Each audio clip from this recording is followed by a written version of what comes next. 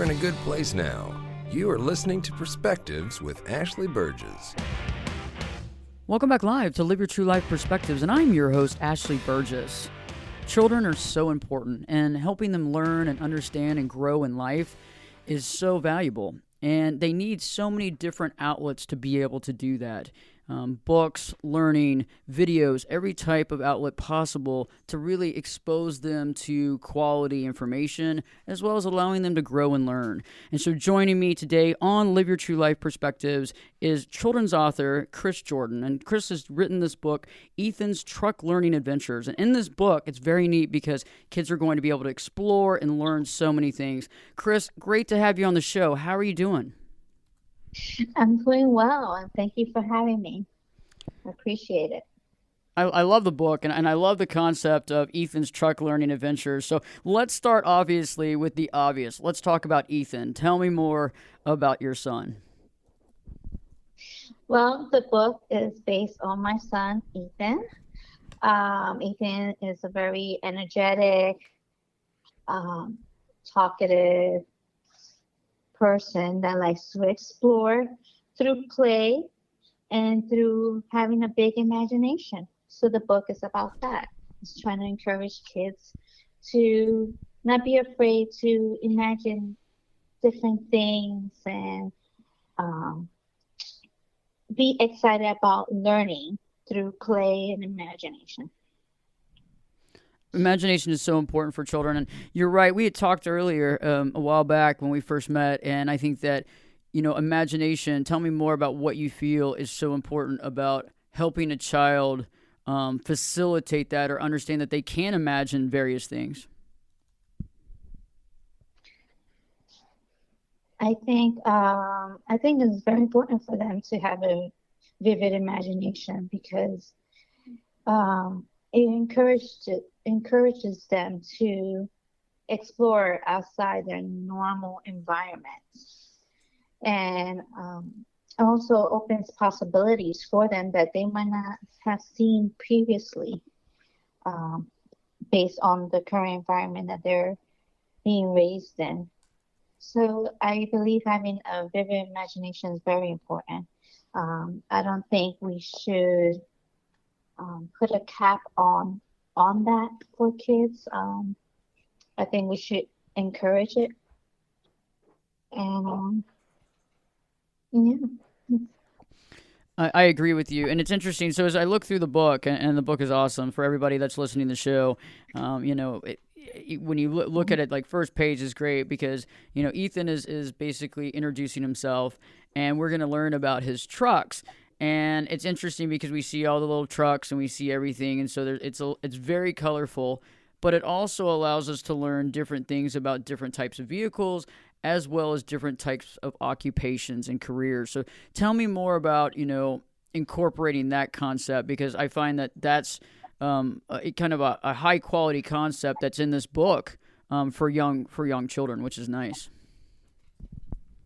Yes, I wanted to include that because my son, I noticed that when I play with my son likes to play a lot. He always asks questions. He always asks, "Mommy, what's the name of this truck? What does it do?"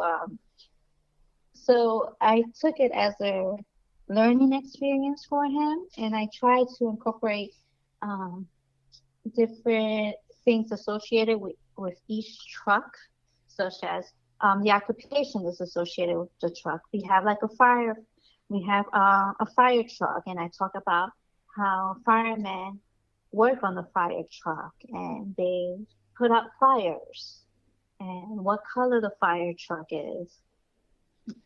So I try to expose them to different types of occupations that he might not be exposed to normally on a daily basis, just to broaden his horizons and for him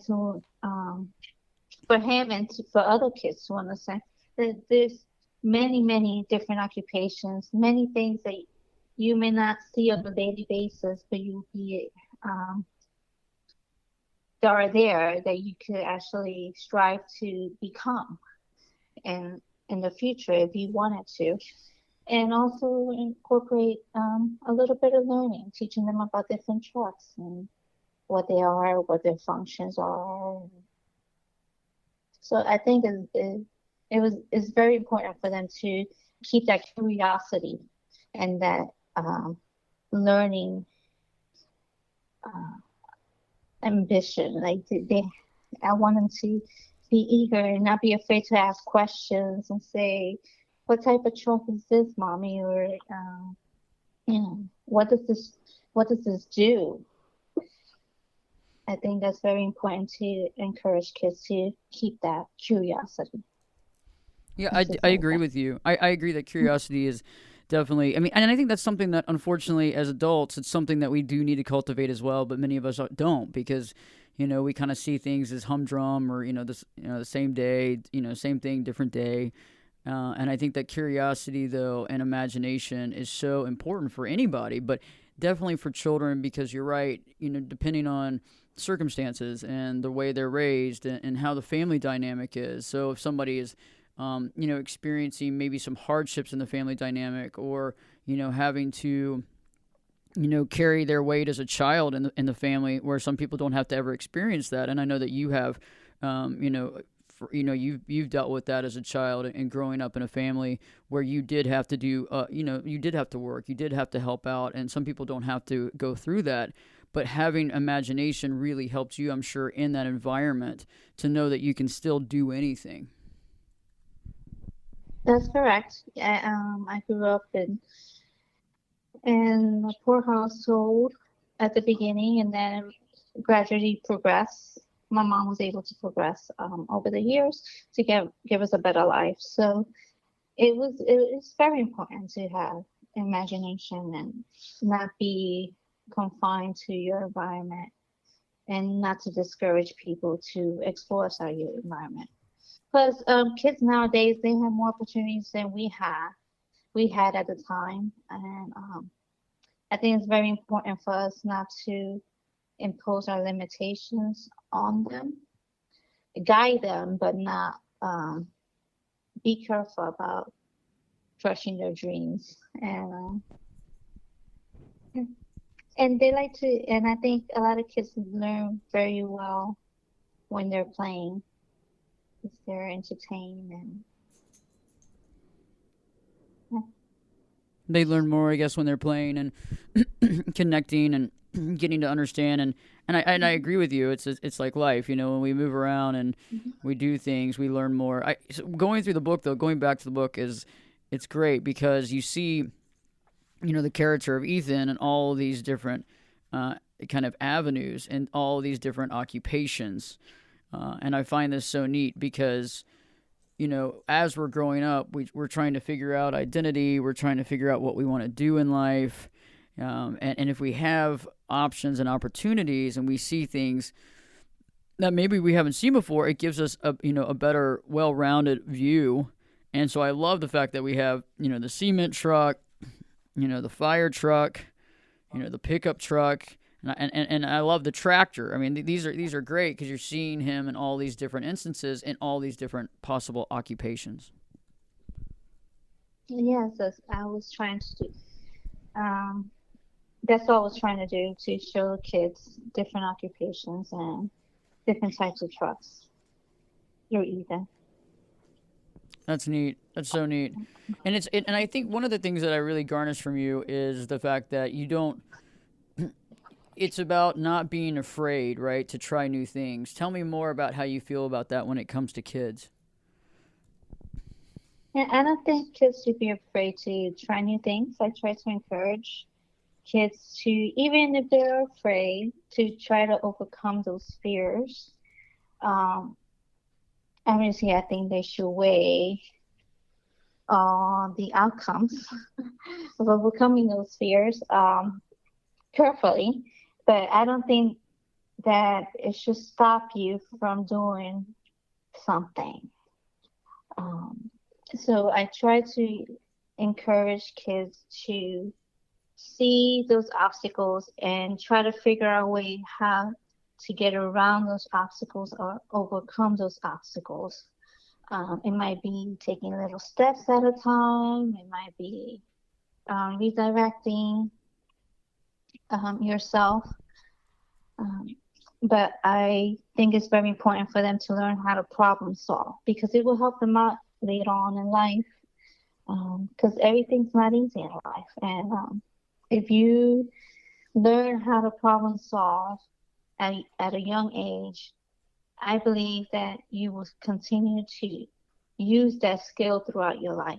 And it will help you out as you get older when you reach difficult times or you need to solve an issue. And I agree with you. Tell me more about how to help children problem solve. Tell me a little bit more about that because that is essential. Is how do they figure out things? How do they solve their own problems and be kind of self-sufficient? well, for me, there's different techniques out there that you can use to try to teach kids how to problem solve. The one I use for my child is every time he runs into an obstacle, I sit down with him and I ask him, well, what do you think you could do to overcome those obstacles? And he'll sit down and he'll think about it and he will give me like little suggestions. And depending on the suggestion that he gives me, I counter that. And I say, well, how about you try this if it wasn't, and see if this works? Or I'll say to him, how about you try that and then you come back to me, you let me know if that works. And then and if it didn't work, then we'll have to sit down and think about what else could you have done differently to achieve the outcome that you wanted. So that's the technique I use for my child. Um, if he fails on something, I try to be patient and calm. Or if he's like throwing a tantrum, I try to be patient with him and talk to him in a calm voice, and just ask him questions. Ask him like, I understand how you feel, um, but how can we fix this problem? What do you think the solution should be? And I try to get him to come up with the solutions for each problem. And then implement those solutions, and then he comes back to me and tells me whether it worked or not. But that's the way I encourage him to solve problems. Problem solving is so important, Chris. You are so right on, and being able to help children understand how to solve their problems. And we'll talk more about that when we return, but helping them solve problems. I also want to talk about processing stress, and that's something that's so important and something that we really need to talk about more now more than ever. And I feel that children really need to be looked at as young adults that are needing to learn and grow, and if we can give them the ability to help themselves, that's going to really help not only children, but it's going to help our society because children are definitely our future. So stay tuned. When we return, Chris and I'll be talking more about Ethan's truck learning adventures, more about problem solving, being able to process stress, and some about education and what's missing and how we can replace that with some things that we can do at home. So stay tuned. Live your true life perspectives with your host, me, Ashley Burgess, will be back in. I'll be back this time in 2 shakes.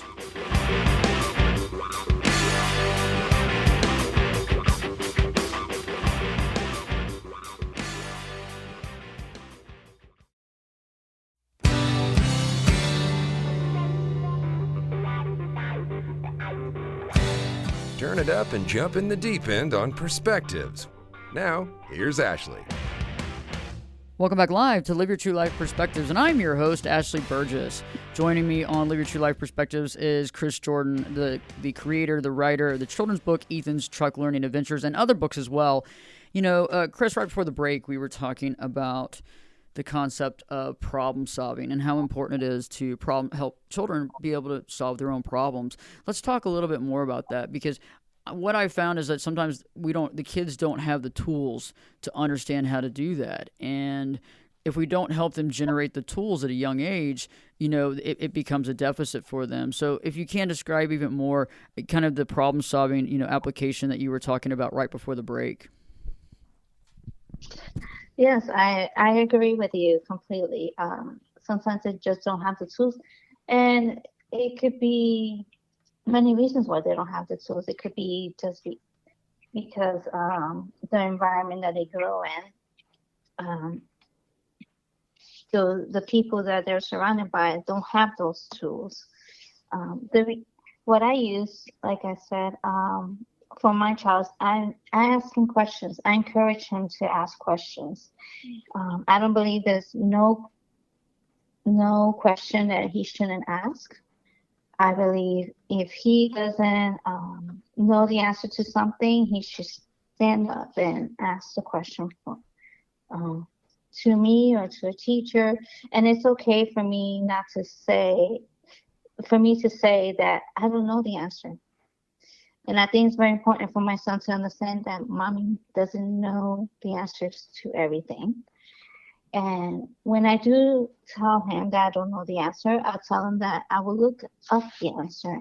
And I make sure I sit down with him and we get on the computer and we Google, we do some research, or we'll go to the library and look for the answer to his questions. A prime example was actually yesterday. He was asking me about his tooth. Was a tooth a bone? And I know some people think that a tooth is a bone, but it actually is made out of calcium. So it's actually it's made out of mineral. So it's not technically a bone. So that's something that I had to look up because I know different people give you different answers. So I sat him next to me and we just got on the internet and started looking up whether the tooth is considered a bone.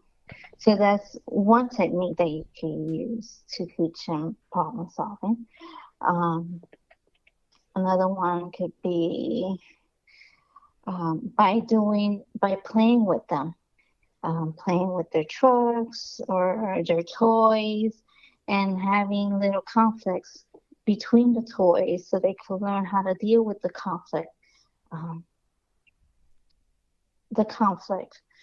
Between both different toys and how to deal with their emotions and how to properly react to certain emotions. So those are certain things that I do with my child, and I try to encourage him so he could problem solve.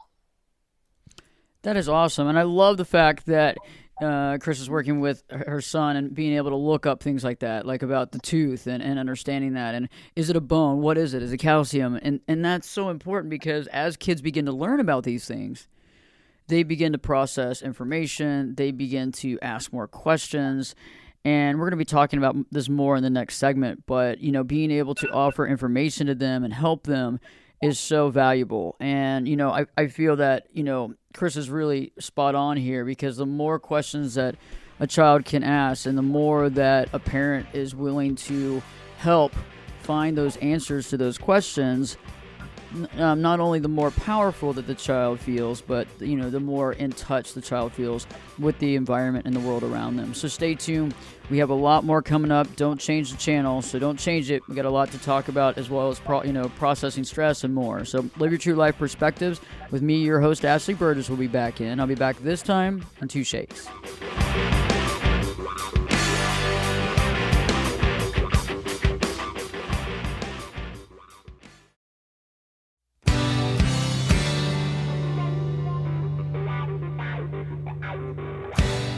This is Jake Busey, and you're listening to Perspectives with Ashley Burgess. Welcome back live to Live Your True Life Perspectives, and I'm your host, Ashley Burgess. Thanks for joining us today. And as you've been listening today, I've been talking to an amazing children's author, Chris Jordan, and Chris has written Ethan's Truck Learning Adventures as well as other books. But we've been talking about the concept of, why she wrote the book, but based on problem solving in the last segment. And it's so amazing to be able to answer questions for children and be able to broaden their horizons in that process. And I think that's really good. Chris, when we talk about, the questions and the problem solving, that also kind of leads into, the next concept of helping them process their own stress or deal with their own emotions. Let's talk about that a little bit. Yeah, I think it's very important for them to learn how to deal with their emotions, especially starting at a young age. My son, he's 6 years old now, so he's in that stage where they're learning a lot, and it's going to impact their future.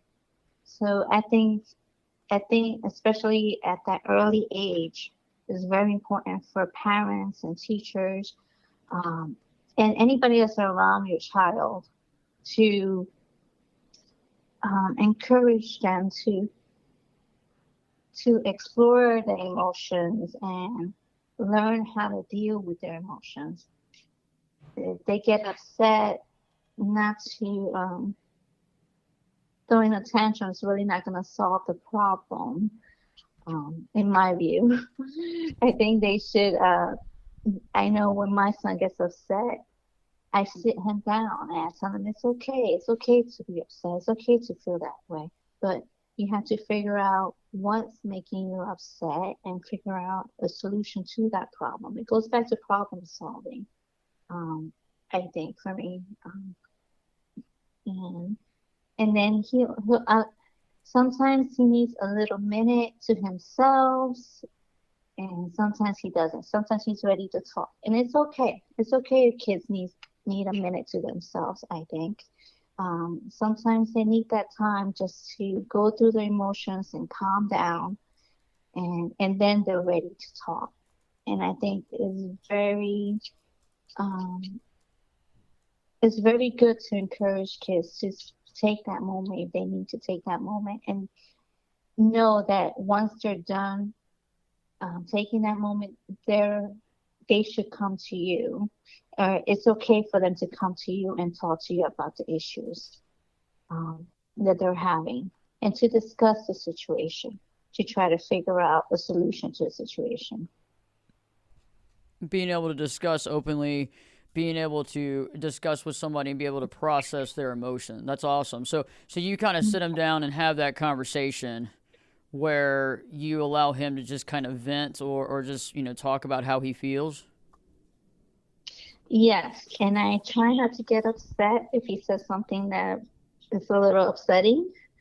Um, I just I remind myself that I need to be calm because he needs to see somebody that's calm and that he's opening up to me. If I get upset, he's gonna close up and not open to me and not open up to me and not come to me when he has a big issue.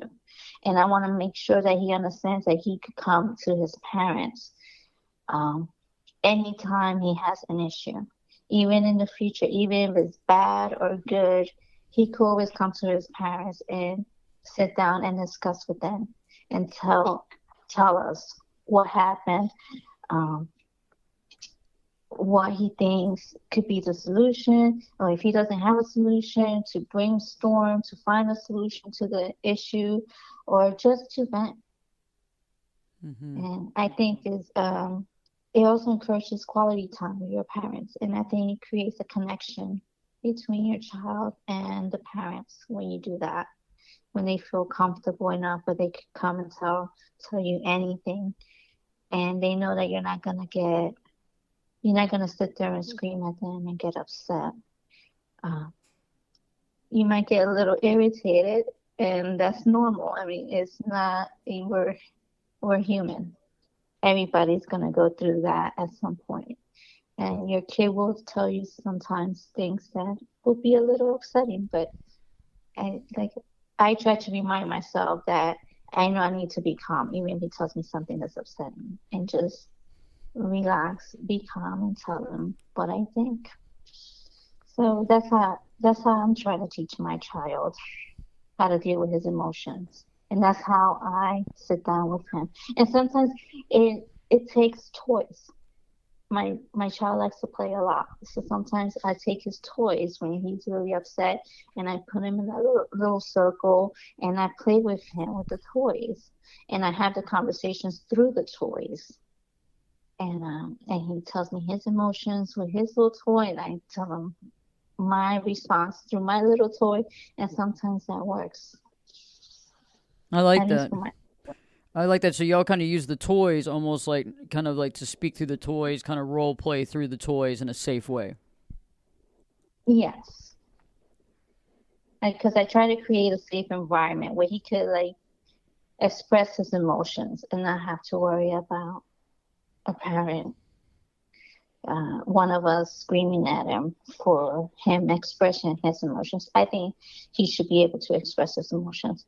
Now, he cannot break the law, obviously, in the house. That would be bad, very bad. But I mean, I try to guide him as best as I can. Because I think as parents, our job should be to guide them. They're they're going to be their own individual. They're going to have their own personality. They're going to have their own feelings, how they react to things. And it might not be the way we will react to it, but that's the way they react to it.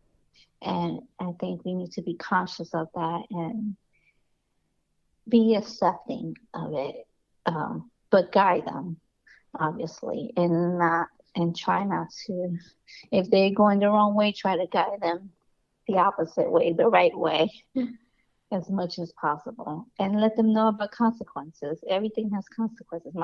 My son knows the word consequence. I just introduced that to him a couple months ago because he started to throw some tantrums. And let him know that, everything that you do has a consequence. You can either choose to have a good consequence or a bad consequence. It's up to you. You're making decisions every day. I encourage my son to make decisions and tell him every day you make a decision. You make a decision to be happy every day. But that's the decision that you're making. Based on the decisions that you make, you'll receive certain consequences. It could be good or it could be bad. I tell them to strive to have good consequences as much as possible. I love that concept, Chris, too, because the idea is we want our kids to be able to process, we want our kids to be able to make choices. And you're right. I feel like a lot of times children are not given the avenue to feel confident enough to make a choice. And as you and I both well know, there's many adults in this world that were kind of raised that way, and they're still unable to make choices in their life. That's correct. And I want him to be able to make his own choices. I want him to think for himself as much. I don't want him to be a robot and have somebody tell him something and he just follows. I want him to think for himself and know when to follow and when to leave. I think that's very important because it's just a person that follows all the time and doesn't know when not to do that will end up getting themselves in trouble later on in life at some point. Because somebody might give you bad advice. And I tell my son all the time, see, not everybody has your best intentions. And that's just part of the real world.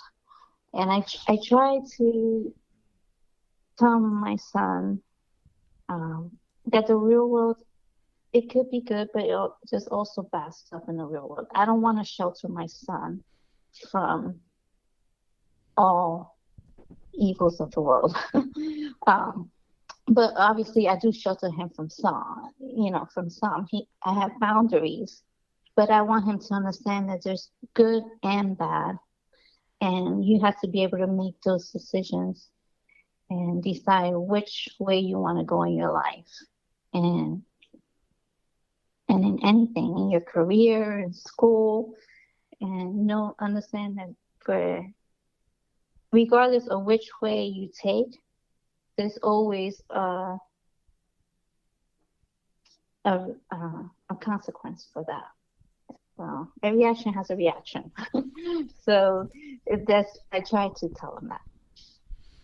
I like that. And I like the fact that you're not trying to shelter, because you're right. It's like if we're sheltering a child, you're not actually presenting the reality, right? So we're not, and I know that there's a lot of folks out there that have become helicopter parents, they're super sheltering. And that comes from a lot of upbringing, that comes from probably fear. And a lot of times a helicopter parent type person kind of came around this way because maybe their parents weren't there for them. But in the same process, they're kind of squeezing their child to only see a piece of the world. And you're right, if he's not exposed, at least knowledge base, to the fact that certain things do exist, that could be potentially harmful in its own right.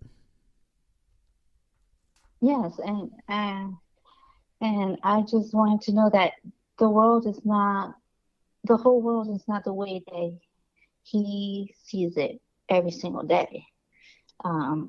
There's places in other countries that have a whole different upbringing of their children and environment. They're being brought up in, combat zones and stuff like that. And I find that helps him understand a little bit and probably encourages compassion also. I bring a combat zone because I was in the military before, previously, and I served in combat zones. So I've seen how children grow up in that environment, and the privilege. There is a big difference between the way certain children grow up versus the way my child grows up. The privileges that he has and all that stuff, and the opportunities that he has. And I want him to appreciate that, and be compassionate to other people that may not have that. And like he's run into things in school where sometimes some kids don't have some of the things that he has, and he comes home and he says something that they told him something, and I have to explain to him that everybody's not as fortunate as he is to have these things, and but that doesn't mean that we should treat him differently. I don't want him to treat anybody differently. I want him to treat everybody the same, and with respect and dignity. I try to encourage that as much as possible. I think that's super valuable because you're right. Everybody is equal. Everybody is at the same level, and there's a group of our society today, unfortunately, that are on a different trajectory where they believe that they're better than others, or they believe that money defines value, or titles. And, that's so far from the truth. And it's like you being able to, educate your child on that is so powerful. And I think that's something that parents have to take on and do on their own. Don't you think? Yes, I do. And I understand that sometimes parents don't have the time because of, societal issues. They might have to work 2 or 3 jobs a day just to put even food on the table. But I think there's always a little bit of time that you could take, even if it's just during bath time or at night putting your child to sleep, where you could sit there and have a conversation with them and talk about things and talk about society and about their little friends at school and how they interact with each other. That's super powerful.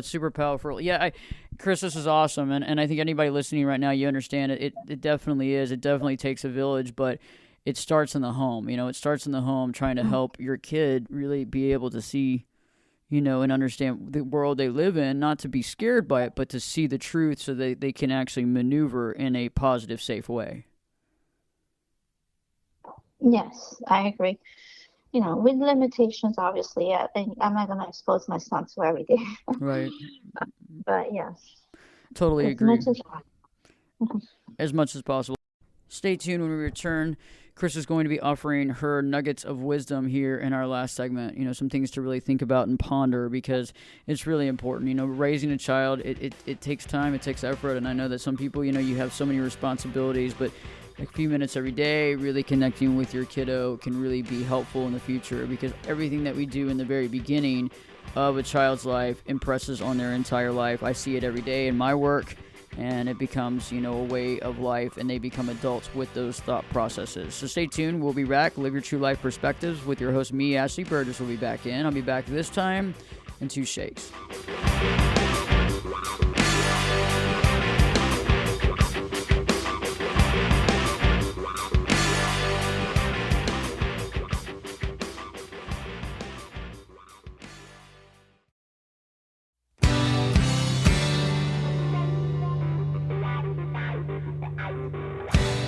Get in here. You're listening to Perspectives with Ashley Burgess. Welcome back live to Live Your True Life Perspectives, and I'm your host, Ashley Burgess. We've been talking with Chris Jordan. She's the children's author of Ethan's Truck Learning Adventures and other books as well. And, I think it's so powerful to really talk about the problem solving, processing stress, really connecting with your child, answering those questions, having those conversations. And Chris, now is the time that I ask, everybody that's on the show, I'm not putting you in the hot seat, but I'm asking you for some golden nuggets of wisdom that you would like to share here with the Live Your True Life family.